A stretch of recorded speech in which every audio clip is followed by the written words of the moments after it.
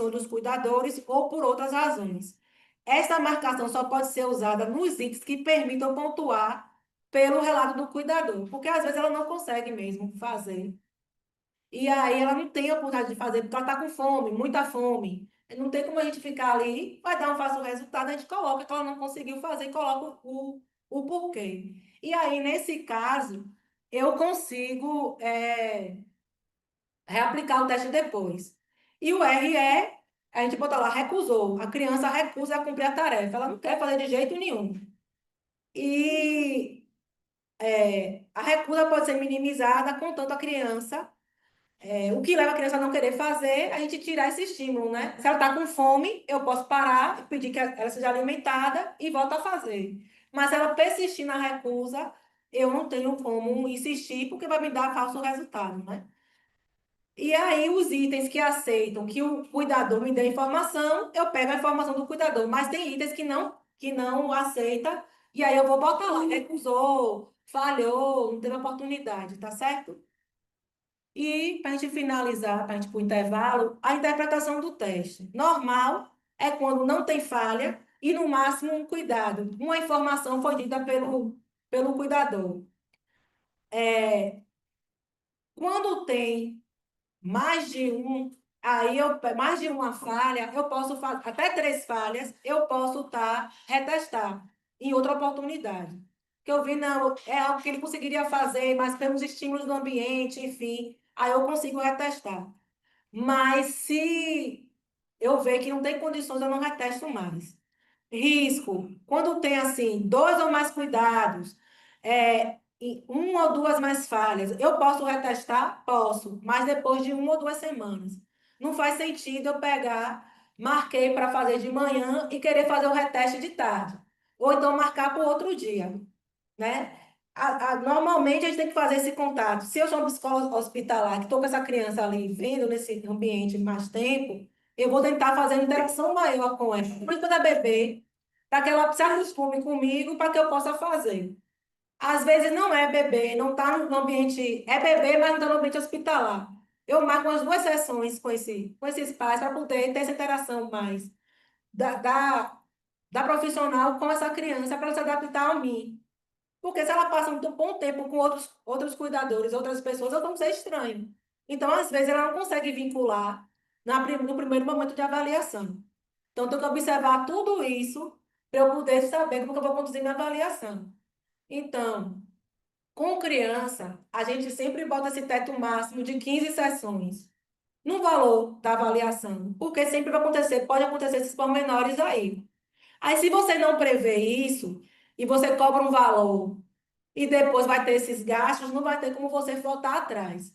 Normalmente, eu não gosto de cobrar por sessão, eu cobro o valor cheio da avaliação, porque eu já incuti todos os meus possíveis custos ali, certo? E por sessão fica meio complexo, porque você dá o valor para a sessão, aí aparece algo novo, aí o pai não quer entender.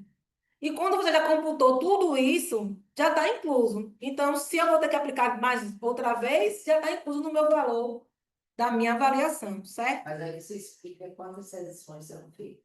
Eu falo sempre, eu dou uma média de sessões, que a avaliação ela acontece, no mínimo, entre 6 a 15 sessões. Depende muito da criança.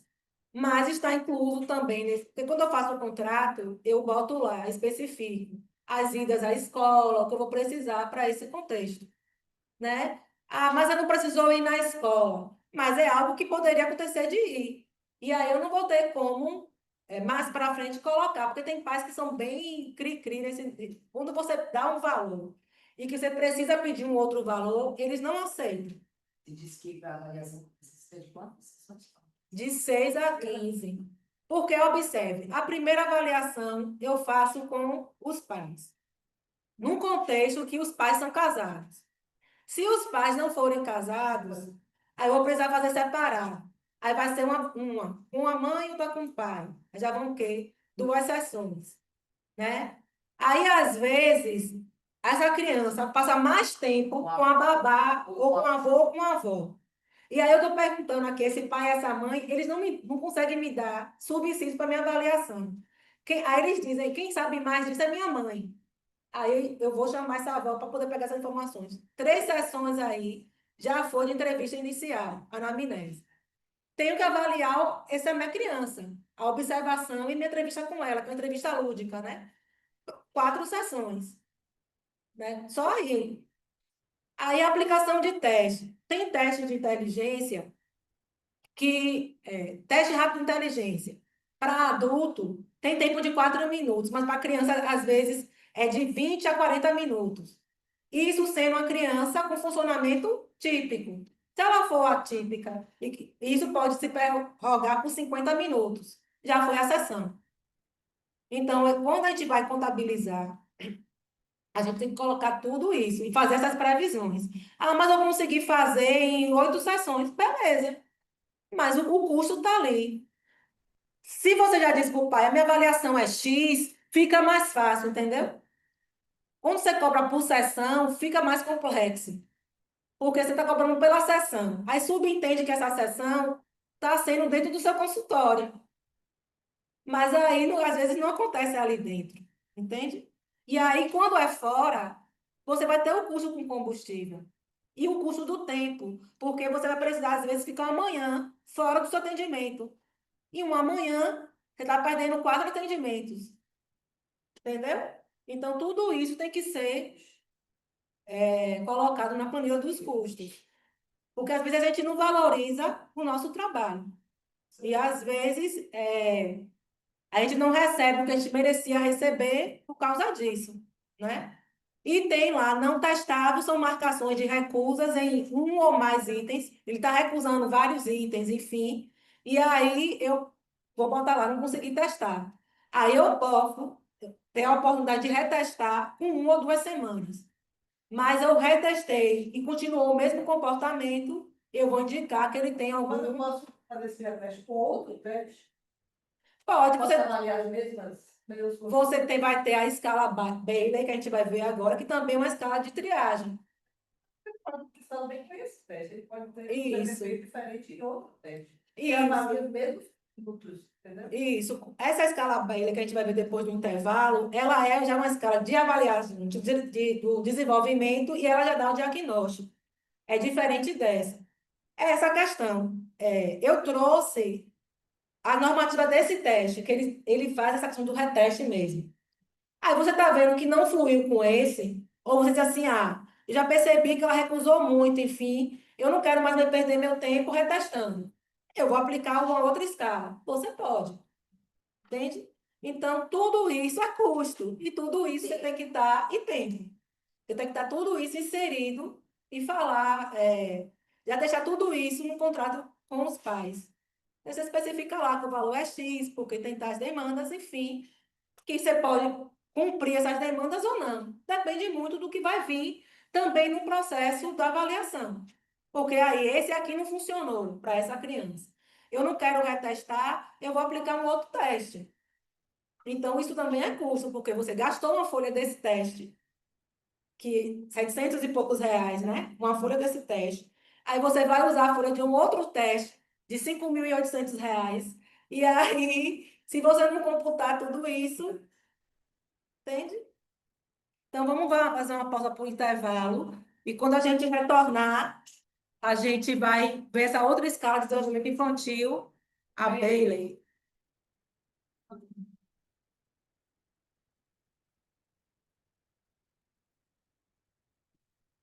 Gente, vamos fazer uma pausa do intervalo de 15 minutinhos. 10h15 a gente retorna.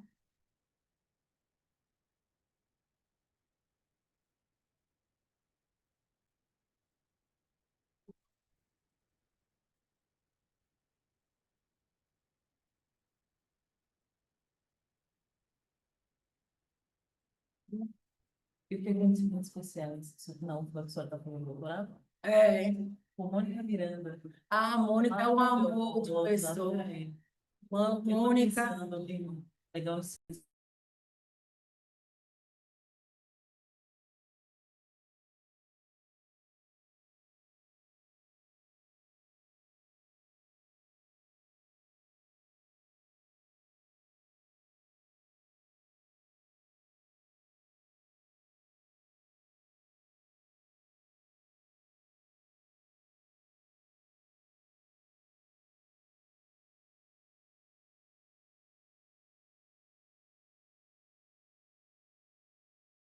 Foi um site que a colega. Tudo junto, né?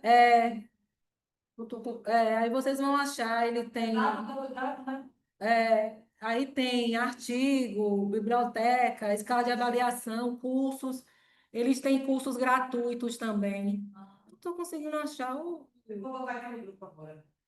Coloca aí, que eu não estou conseguindo achar o. Puxa, porque está em modo de exibição. Depois eu coloco. Eu não estou interrompendo, eu estou com medo de interromper o slide e depois não voltar. Aí depois eu boto no chat, e aí quem puder compartilhar no grupo. Eu tô... Mas um pouco aqui logo.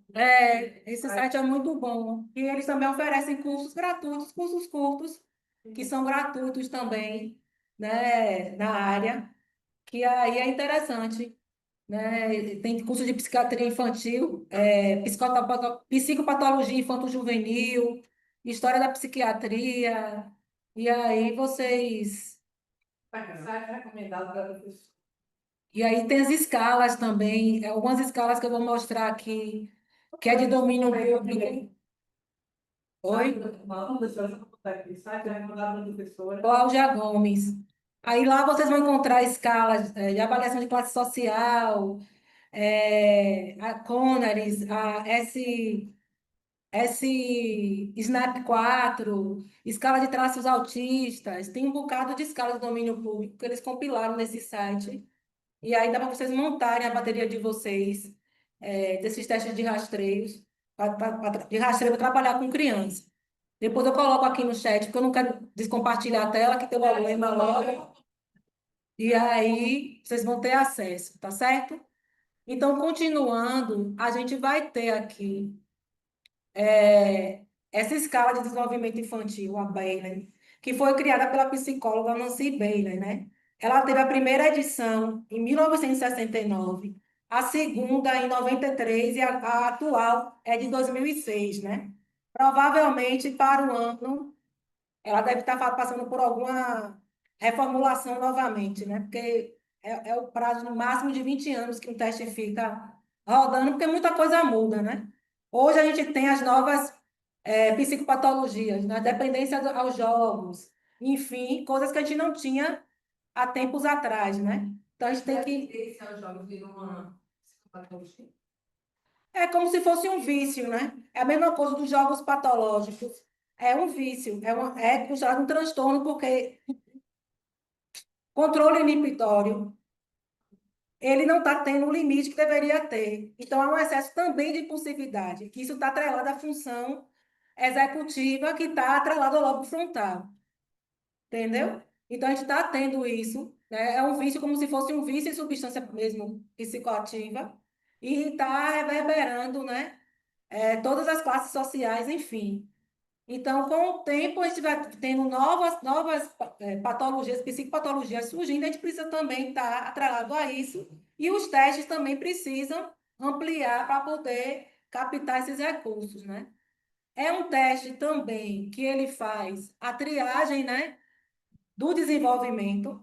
Esse aqui é um teste mesmo para avaliar o desenvolvimento infantil, né? É considerado padrão ouro nesse tipo de avaliação, porque é um teste que ele vai dar o diagnóstico e ele serve também para fazer o acompanhamento. Eu estou lá fazendo a reabilitação dessa criança, eu posso estar utilizando para ver o que ela está evoluindo ou não. Desculpa, eu não vi. É de 0 a quantos anos? 6 também não. Não, eu vou botar, ele é um público menor. Também não. Ele é um público menor. É entre 1 e 42 meses. Que dá o quê aí? 3 anos e meio. 3 anos e meio, né?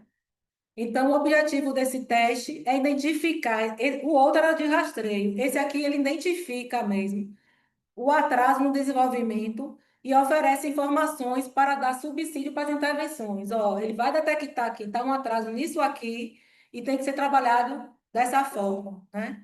Então, são crianças com a idade, né, de 1 a 42 meses, que é de 1 a 3 anos e meio. Então, você vê o outro até 6. Esse já reduz mais um pouco, entendeu? Ele vem é um kit assim, né? Vem essa malinha, todos esses recursos para trabalhar, né? Ele é 5 mil e pouco, né? Ele vem com todo, ele vem, é bem mais ampliado. O Denver, ele vem com sininho, vem com novelo, vem com a xicrinha, né? Esse já vem mais ampliado. Então, para realmente dar esse diagnóstico aí. Então, é um teste caro, está girando em torno de 5 mil reais, 5 mil e poucos reais. Mas é aquela coisa, né? Se é um público que eu quero trabalhar numa reabilitação, vou trabalhar no hospital como Sara, que é excelência em reabilitação, e eu vou trabalhar com esse público, eu preciso ter um material desse. Mas se não for a minha realidade, se não é esse público que eu quero trabalhar, eu vou pegar um outro instrumento que consiga também me mostrar esses atrasos, mas de uma forma mais acessível para o profissional. Então, por isso que é importante a gente definir o público que a gente quer trabalhar. Me diz seu nome, por favor. Evandro, você me manda a mensagem, aí você me lembra, gente, desculpa, se eu tenho que falar agora, se eu não falar agora, eu esqueço. Para eu te mandar o modelo do projeto, que aí você só vai. Lá é pago mesmo. O da UFBA também é pago. Eu não sei, os gratuitos demoram muito, aí o tempo para você fazer não vai dar. Aí você me lembra, porque senão eu esqueço. Agora me cobra, viu? Porque se não cobrar também, eu não lembro o que eu falei, e aí é muita coisa na cabeça dessa criatura aqui. Então, como é que ele foi criado? Ela avaliou o desenvolvimento típico, normal, né? Eu não gosto muito dessa palavra normal, típico, com as crianças com desenvolvimentos atípicos. E aí ela foi tirando esse parâmetro, né? Então, o que que ela busca avaliar? Cognição, linguagem, comportamento motor fino e grosso, as relações socioemocionais e adaptativa, né? Adaptação desse indivíduo no contexto. Então, você vê que é um teste, ele é bem mais amplo. Ele avalia muito mais coisas. E aí ela vai tirar o score, a média disso aí, e vai identificar se tem esse atraso ou não, né? Então, é um teste que vem composto por uma escala cognitiva, que essa escala cognitiva ela vai avaliar como a criança pensa, reage e aprende sobre o mundo em torno dela. Então, ela vai utilizar, teve que ter uma bateria ali de recursos, né, para poder estar avaliando isso aí. E ela vai pontuando. Então, inclui aspectos de desenvolvimento sensório-motor, exploração e manipulação de objetos, formação de conceito, memória, dentre outros. Tudo isso está explicado lá no manual do teste. E tem cursos específicos para esses testes também. Que às vezes a gente lê o manual, não entende e fica na dúvida. Tem plataformas que oferecem testes especificamente para isso, né? Dessas escalas que tem lá, como a gente aplicar, como corrigir, enfim. Dúvida até aí, gente? Não, né? Aí depois Eu tenho uma dúvida. pode Esse teste, falar. esse teste pode ser aplicado quando a gente compra um kit desse, por exemplo, esse investimento que se faz, pode ser aplicado para quantos indivíduos? Normalmente, ele vem com bloco de resposta. Acho que 5 para cada subescala. Acho que são 5 folhas de resposta. Então, um teste desse, você consegue aplicar em 5 crianças. Comprando, você vai comprar o kit e depois você vai comprar as folhas de resposta, entendeu? Normalmente, Compreendi. teste para criança, ele sempre bota a quantidade de bloco de aplicação mínima possível. O máximo vem com 10. O máximo. O restante tudo é 5, enfim. E principalmente assim, quando tem essas várias escalas, aí que ele bota só 5 mesmo, um bloquinho com 5. O SR2, acho que é 10, né? Mas ele pode ficar no online. Eu geralmente eu fico online. Então, ele tem a versão, que ele tem a versão também, né? Isso, e tem a quantidade de licença que também eles disponibilizam, né? Acho que uma aparelho que é. Tá vendo? Então, tem essa questão. Então, tem teste que tem a opção online, mas você paga a licença e é de forma individual, ou também tem esses testes que você faz aplicação lápis e papel mesmo. Que aí você vai ter que comprar o kit, vai ter que corrigir, porque nem todos os testes têm a correção informatizada, né? Aplicação online. Aí a gente vai ter a escala de linguagem. que ela vai avaliar justamente, né, essa comunicação receptiva.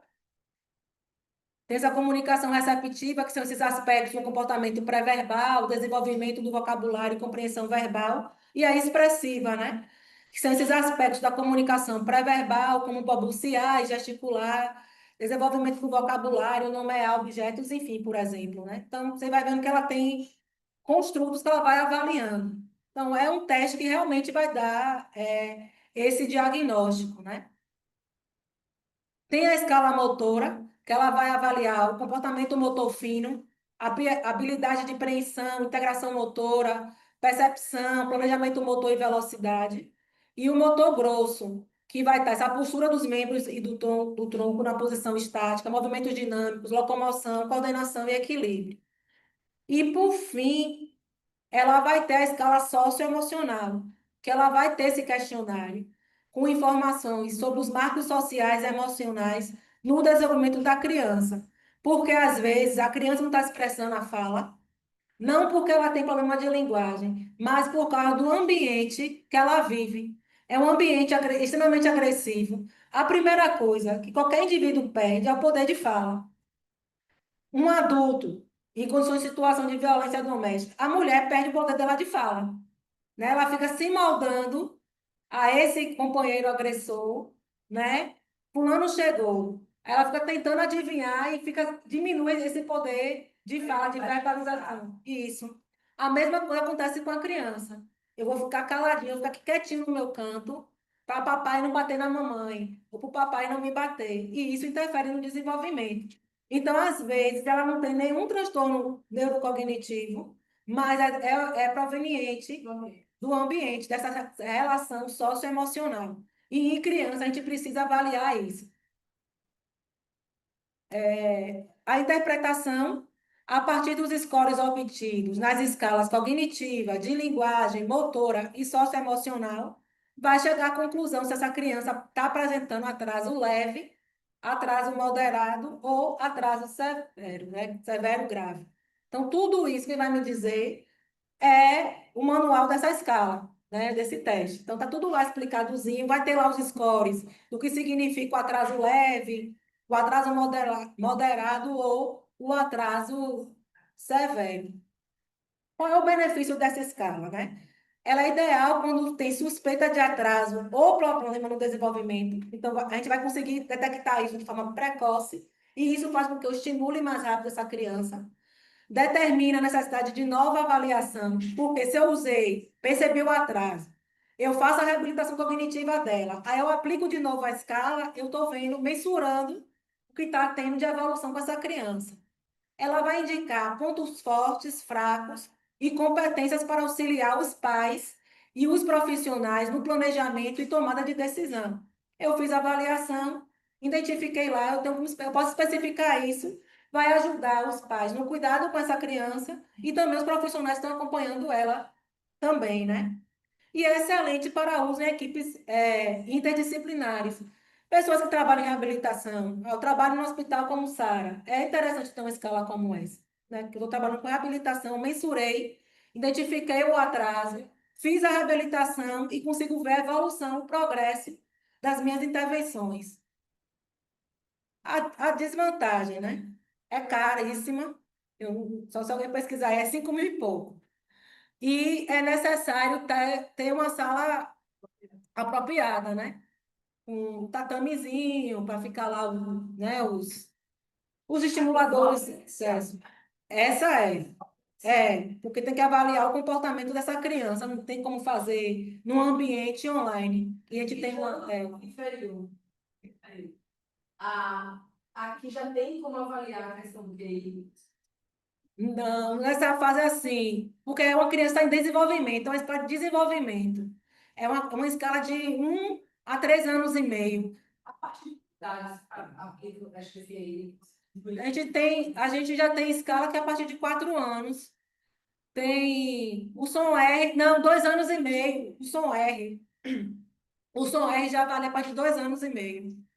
Eu estava vendo a reportagem, foi até que passou no Fantástico. Tem um pesquisador até brasileiro, ele, eu não lembro o nome, que ele criou, né? Passou 20 anos estudando falando sobre um teste de diagnóstico mais rápido para o autismo, né? Acompanhar uma olhada nesse livro, para ele falar assim, tem todos, é um detalhe. Isso, que aí já faz, ele pensou nisso para facilitar esse diagnóstico, porque a gente vê o diagnóstico muito tardio, né? Porque a gente fica muito achando assim, mas o pai falou com 4 anos, é normal. Mas não é normal. Isso já é um indicativo de atraso no desenvolvimento que o pai já tinha e provavelmente a carga genética foi para esse filho. Então, a gente perde muito tempo nessa comparação, mas o pai é assim, a mãe é assim, e deixa de detectar algo que está acontecendo no desenvolvimento da criança e não faz a intervenção como deveria, né? Minha filha, eu tenho um sobrinho, né? Então, fez 3 anos agora. E aí, o irmão mais velho já percebi que agora o irmão ficou há 30 anos.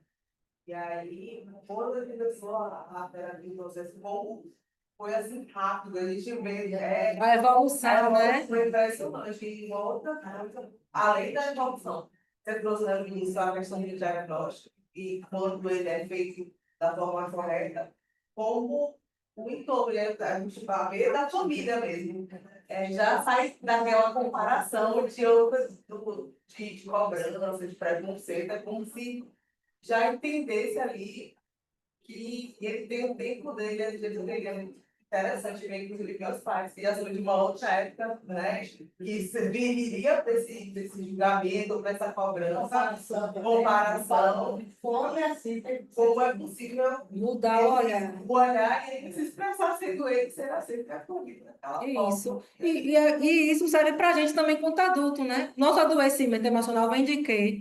Vem dessa questão de se comparar demais com o outro, de querer agradar demais o outro.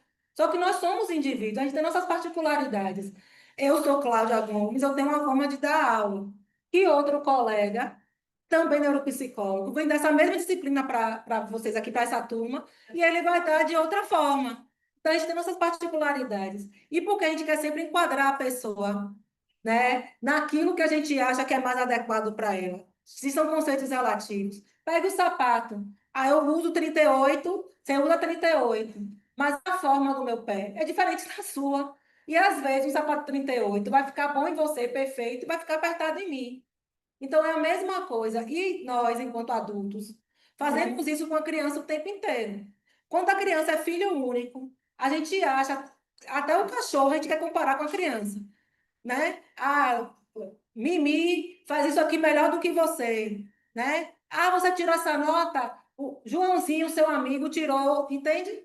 A gente não entende a particularidade daquela criança. E isso gera adoecimento, porque eu mexo com a estima, e aí a criança não consegue se desenvolver, porque está ali com receio da, da reprovação, da comparação, e a gente vai diminuindo essas potencialidades. Quando a gente percebe isso, o diagnóstico, enfim, a gente começa a mudar as gerações, né? Que até as pessoas que são mais velhas, para querer produzir esse bem-estar, vai se adequando nesse cuidado, e a gente vai vendo uma mudança significativa no desenvolvimento dessa criança. Você tem que procurar uma coisa conhecida para aquele ali, aquele novo e conseguir encaixar. Muda essa questão, com os preconceitos da sociedade. É muito difícil, às vezes, disciplinar isso. Porque o nosso cérebro ele funciona com estímulo e resposta. Eu preciso ter os estímulos adequados, mais assertivos, para que ele produza também as respostas mais assertivas. Claro que tem a carga genética, a gente não vai desconsiderar a parte biológica. Não tem como. A gente fala do homem biopsicossocial e espiritual, até a parte religiosa, a gente também interfere nesse contexto. Porque a partir disso, sem ser o fanatismo, né? A gente consegue promover qualidade de vida, enfim. Então, assim, em qualquer esfera, hoje a gente tem relatos pós-Covid, um agravo muito grande na memória, que foi proveniente do contato com o vírus. Hoje a gente está tendo níveis de ansiedade, que está produzindo sintomas que antes a gente não via como enquadrado em transtorno de ansiedade, que são os quadros de amnésia, de comprometimento cognitivo. Então, muitos pacientes estão indo, novos ou na idade dos 60 anos, achando que está desenvolvendo um quadro demencial. E quando você vai ver, é reflexo dos níveis de estresse e de ansiedade. Então, a gente mudou também essa forma de avaliar. Então, a gente teve esse contexto da pandemia, que foi pânico para todo mundo, E a gente tem que ver também o que ela trouxe. Então, o comprometimento em memória, se você fizer um estudo e olhar os estudos que tem aí publicados, a maioria das pessoas relatam comprometimento em memória. E os índices também de estresse está produzindo esse novo sintoma, que a gente acha que é comprometimento cognitivo e não é. É do quadro da ansiedade. A gente tem essa outra escala aqui, que ela varia essa maturidade mental, que também é esse desempenho intelectual dessa criança, né? Então, ela avalia o raciocínio geral, que é a escala de maturidade mental Columbia. Essa escala, ela é exclusiva do psicólogo, né, para avaliar isso. Normalmente, os testes de desempenho intelectual, de inteligência, são do psicólogo, né? Infelizmente, é algo que só os psicólogos podem utilizar. Tem alguns testes de atenção também que é restrito, e aí, para o pessoal da outra área, fica um pouco difícil mensurar o desempenho cognitivo por causa disso, né? Então, a gente tem essa escala de maturidade mental Columbia, né? A CMMS3, ela está na terceira versão dela, ela foi atualizada recentemente, que ela vai avaliar justamente essa capacidade de raciocínio, porque quando a gente fala de teste de inteligência, a gente está mensurando o raciocínio concreto, abstrato, e tira essa média, que é o raciocínio geral. Esse é um teste que já é utilizado em crianças de 3 a 9 anos e 11 meses, então já ampliou mais um pouquinho. Então, a escala, ela não precisa de respostas orais e pouco depende da motricidade dos participantes. Então, crianças de 3 a 9 anos que consegue identificar o que está diferente naquelas imagens, a gente consegue aplicar esse teste. Porque ele vem assim, dessa forma, né? Ele vem com esse manual técnico, vem com o livro de estímulos e as folhas de respostas. Esse ele já é mais generoso. Ele vem com 25 folhas de respostas, né? Aí tem esse manualzinho aí, que é esse livro, que a gente vai virando ele, e ele tem lá as imagens, as figuras. Tem assim, dois patos, parecem, no início, e tem uma xícara. Aí a gente mostra para a criança, esse é igual a esse. O que está de diferente? Ela tem que apontar para a xícara. E aí a gente vai fazendo os marcadores. Começa com raciocínio simples, depois começa a ficar com figuras mais complexas. Uma figura dentro da outra, para ela poder identificar o que está diferente. Sempre é isso, ela vai ter que identificar o que está diferente, o que não é igual. Então, é um teste fácil de aplicar e também é um teste fácil de corrigir. Me dá essa média de desempenho cognitivo, é mais em conta do que os outros, e a restrição é esse público aí, né? Que é um público de 3 a 9 anos.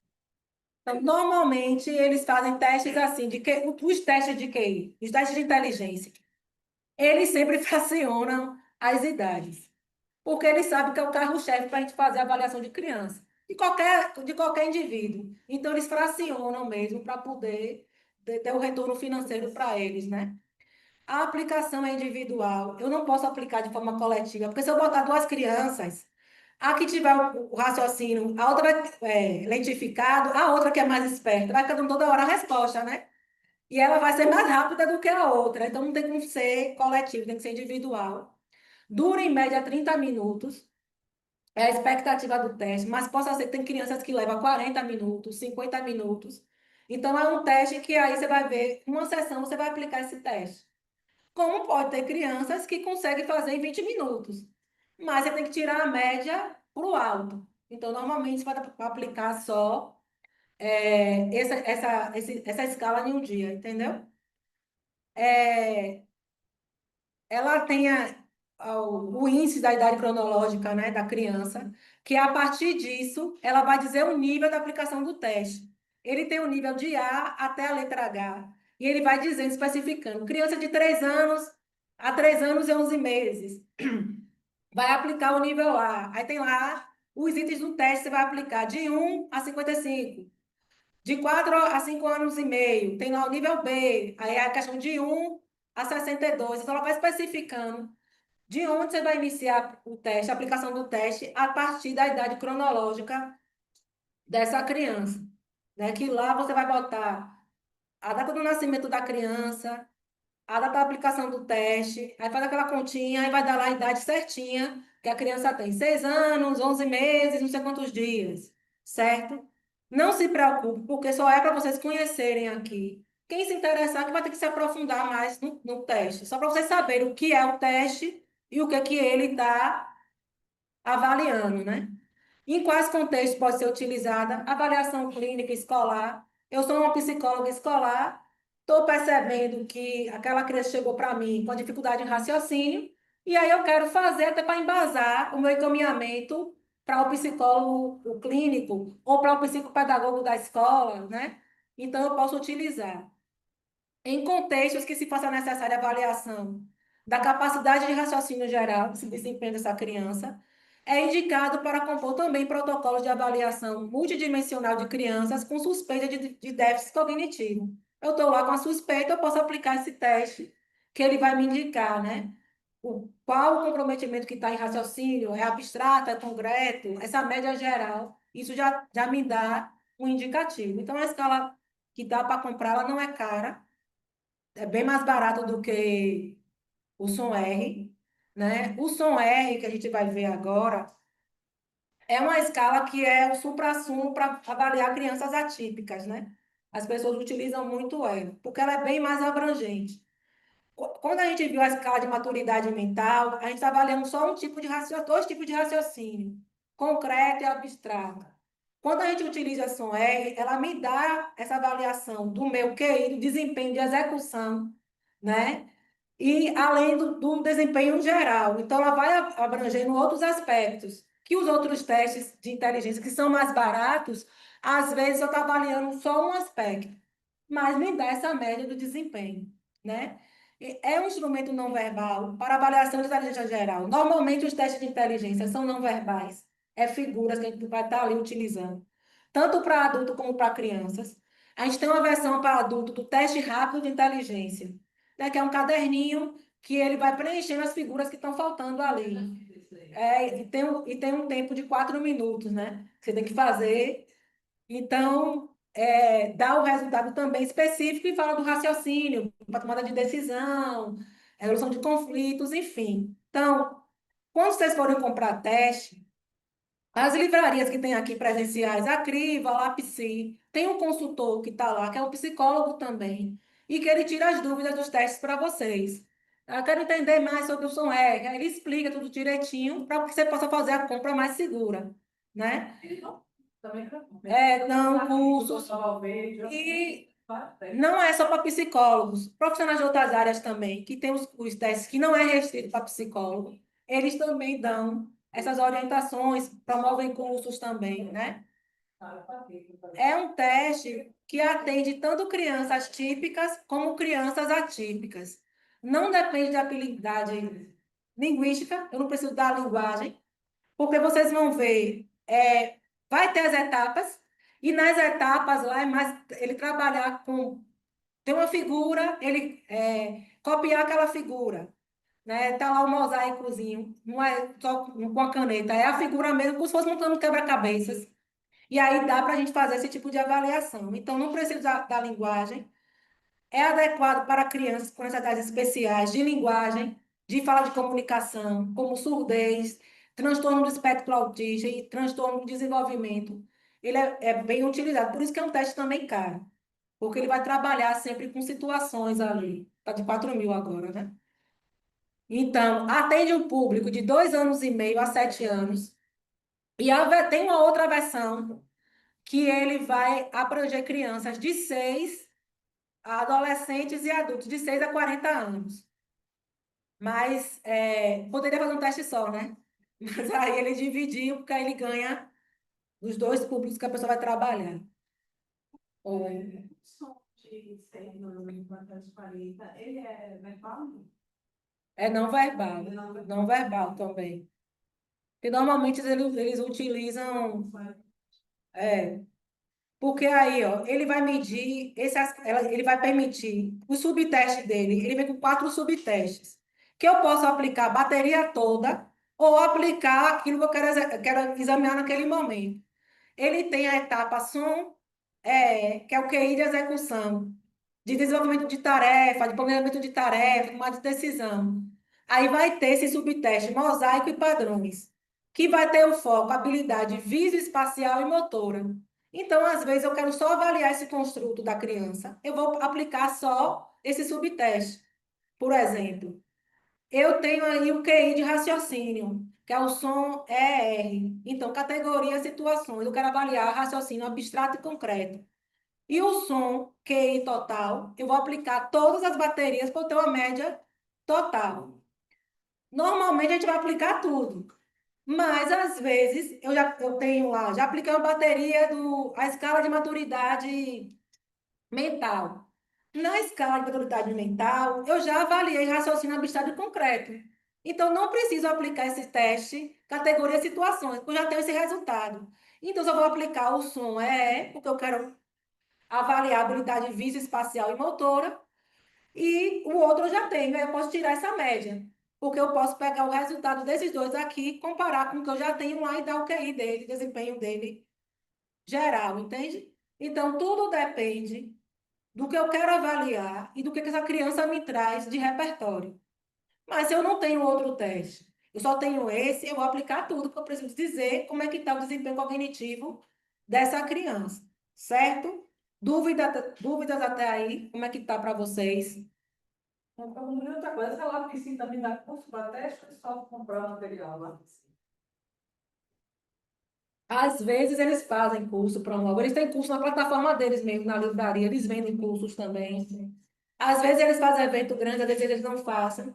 E com essa questão agora da plataforma online, né? Eles contratam um profissional que faz as videoaulas e aí oferece, eles vendem na própria plataforma deles. Como é a composição desse teste, né? Ele vem com a maleta de madeira todo bonitinho, manual. Vai vir um subteste mosaico que vem com caderno de aplicação.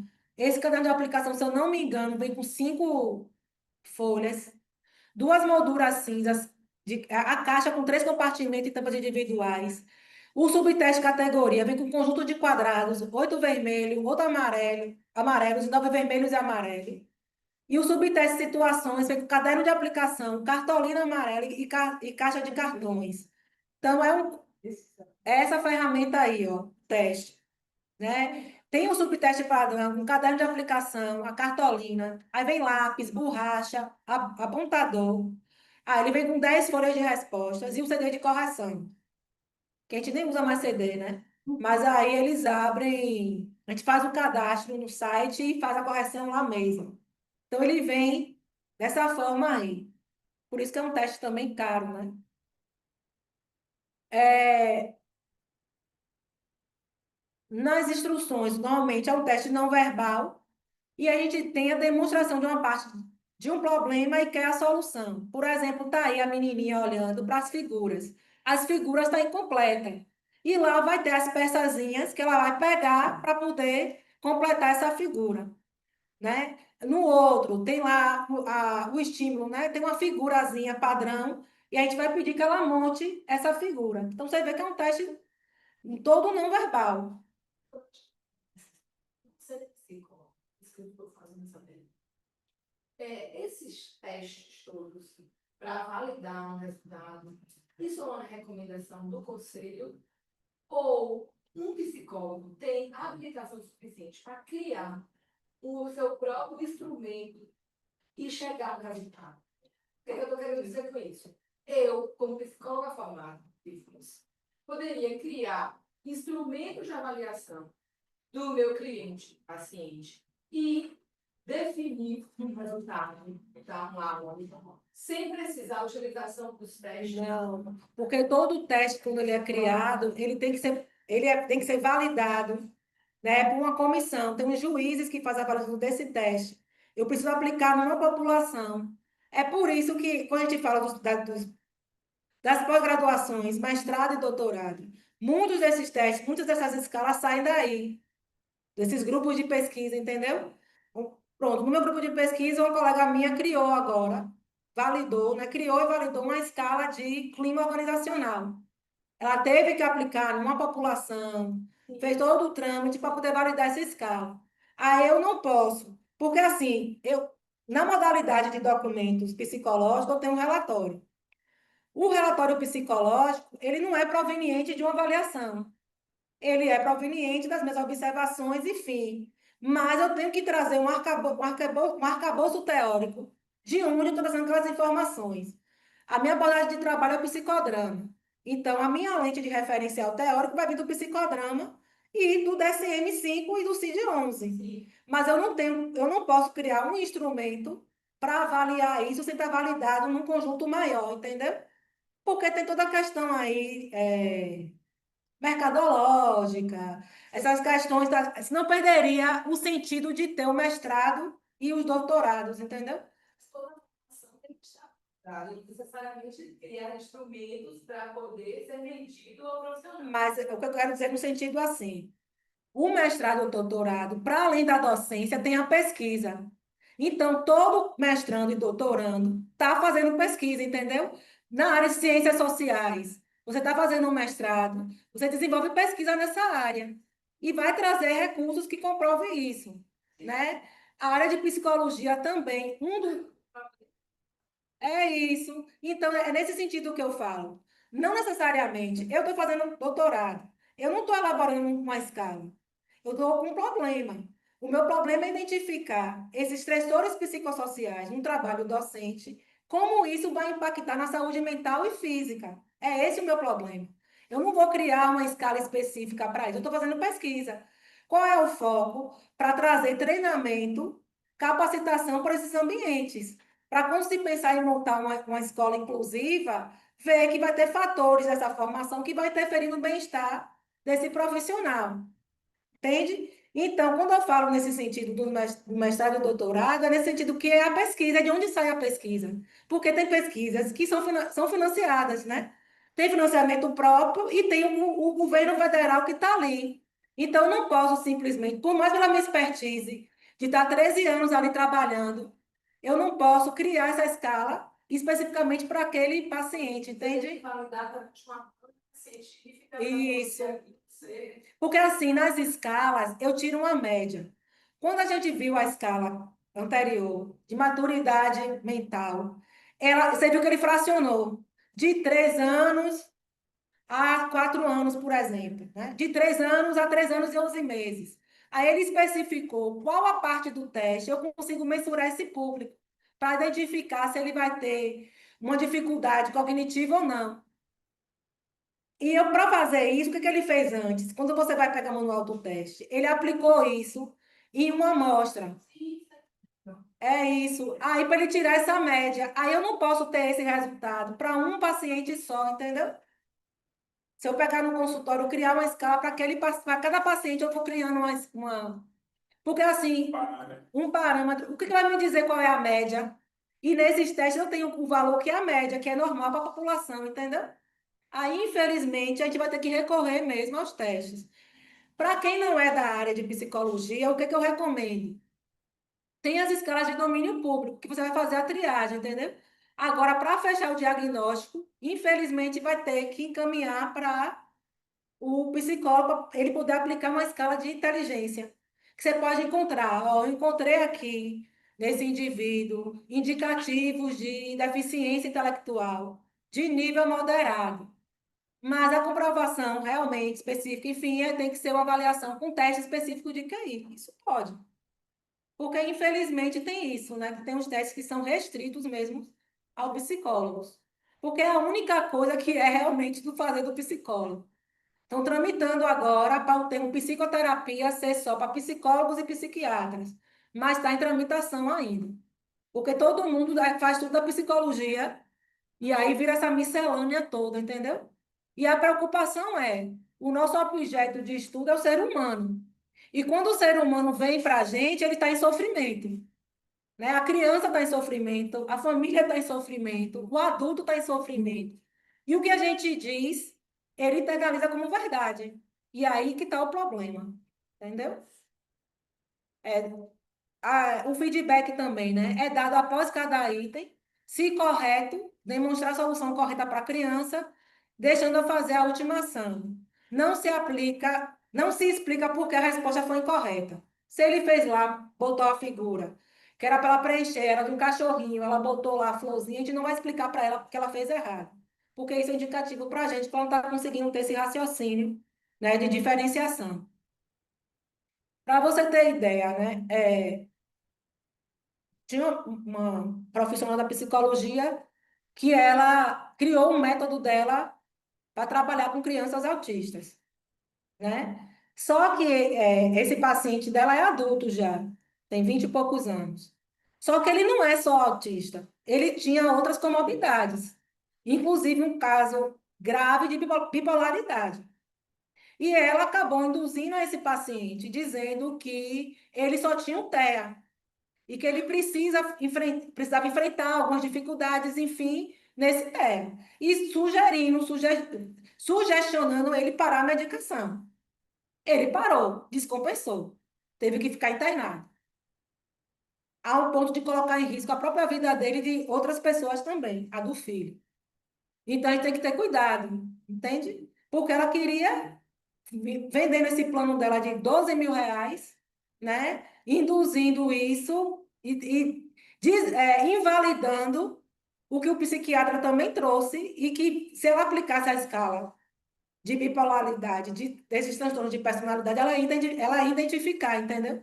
A gente precisa ter esse cuidado. A gente precisa dialogar com outros profissionais, com o psiquiatra, com o neuro, e chegar no consenso. Porque se eu fico mais tempo com o paciente e eu encontrei isso, e tenho como comprovar para ele que não é só subjetividade, que está aqui em quantidade, em quantitativo, a gente consegue dialogar melhor.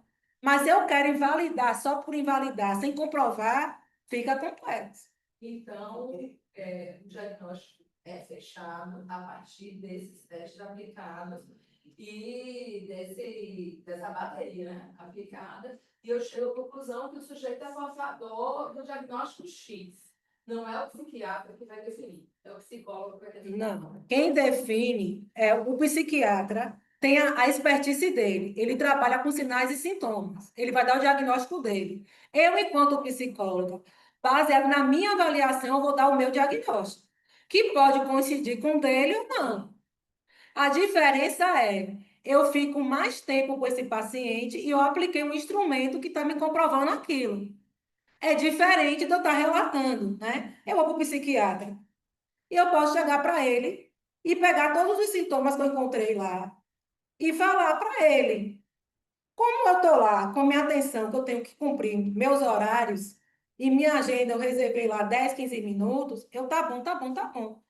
Você tem isso aqui, ó, depressão, tome aqui a receita para 3 meses, volte daqui a 3 meses. Isso aí vale para o SUS.